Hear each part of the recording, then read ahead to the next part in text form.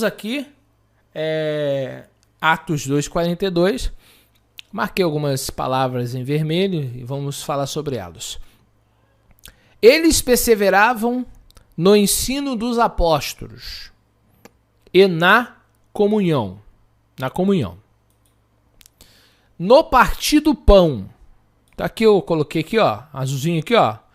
Significa o quê, Felipe? Significa partir do pão é compartilhar. Orações, tá? E na alma de cada pessoa havia temor, pleno temor, e muitos feitos extraordinários e sinais maravilhosos eram realizados pelos apóstolos. Todos que criam estavam unidos e tinham tudo em comum. Ter tudo em comum quer dizer o quê? Repartiam tudo uns com os outros. Aí aqui explica por quê. Vendiam suas propriedades e bens e dividiam o produto entre todos, segundo a necessidade de cada um. Diariamente, continuavam a reunir-se. Lembre-se que se reunir é a palavra kahal, kehilá, eclésia, igreja, no pátio do templo. Partiu o pão em casa e juntos participavam das refeições. Com alegria e singeleza, com alegria, deixa eu fechar aqui, e sinceridade de coração, louvando a Deus por tudo e sendo estimado por todo o povo. E assim, a cada dia, o Senhor ajuntava a comunidade as pessoas que iam sendo salvas. Bom, isso aqui é um dos textos que fala de como vivia a comunidade do primeiro século. Eu coloquei primeiros cristãos, que popularmente as pessoas entendem assim, né? Então eu não vou botar ali Netzarim, os Talmidim de Yeshua, porque o público que me ouve, a maioria, são cristãos. Bom, marquei algumas palavras aqui. Perseveraram. Aqui está o strong, aqui, palavra grega. Proskarterio, que significa ser dedicado ou fiel a alguém. Tá? Perseveraram. Eles eram fiéis à doutrina. A palavra comunhão, koinonia no grego, tá? O número de strong está aqui, tá? Fraternidade, associação, comunidade, comunhão, participação conjunta, relação. Em outras palavras, sócio. Interessante. Da onde surge a palavra. Atos 4:32. Da multidão dos que criam, era um só o coração e uma só alma. E ninguém dizia que coisa alguma das quais lhe possuía eram suas próprias. Mas olha isso aqui em vermelho. Mas todas as coisas lhe eram comuns. Olha só como que viviam. Com grande poder, os apóstolos davam testemunho da ressurreição do Senhor Yeshua, e em todos eles havia abundante graça. Todos eles havia abundante graça.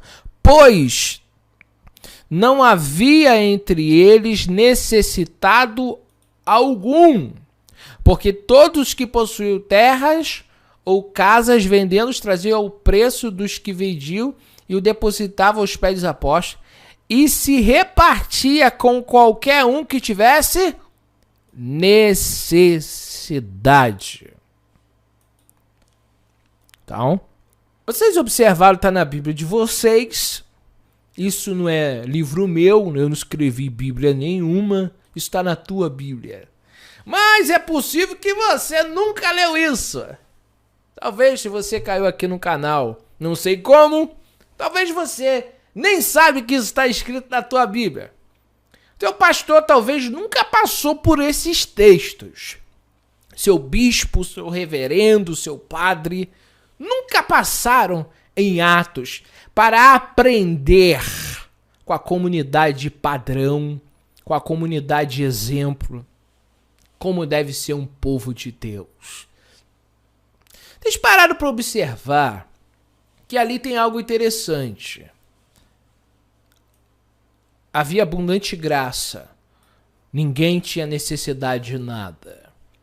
O ponto é, se somos de fato servos de Deus, somos filhos do mesmo Pai, automaticamente somos irmãos. E se somos irmãos, qual é a minha responsabilidade com você?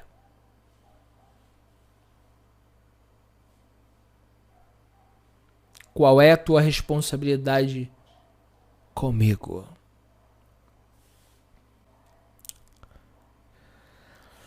O ponto central, que nós estamos falando de homens que não industrializaram a fé.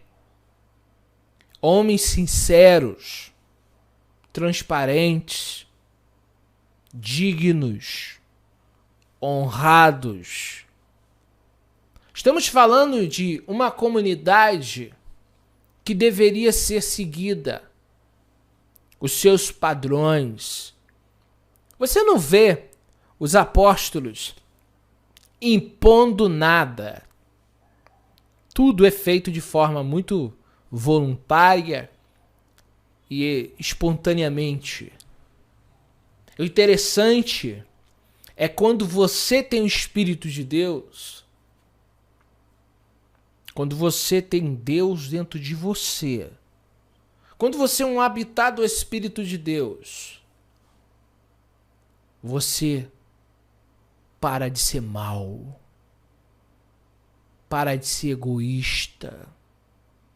Vocês observam que eles têm consciência de suas responsabilidades e fazem com muita transparência essa manifestação de evidência de conversão. Observam que os primeiros discípulos, eles têm uma vida de conexão, de comunhão, de amor. Imagine, Pedro. Você não vê Pedro rico. Quando Pedro está diante da porta formosa, no mesmo livro de Atos, tem um paralítico, e aquele paralítico fica olhando para ver se recebe alguma moeda, porque era comum ver pessoas assim na porta do templo, em lugares específicos. Porque o povo de Israel sabe, a Torá fala de tzedaká. Então, eles estavam esperando de Pedro e João, aquele paralítico estava esperando de Pedro e João uma tzedaká. E Pedro olha para aquele homem, Pedro e João olha para ele e diz: eu não possuo prata, não possuo ouro, mas o que eu tenho eu te dou, levanta e anda.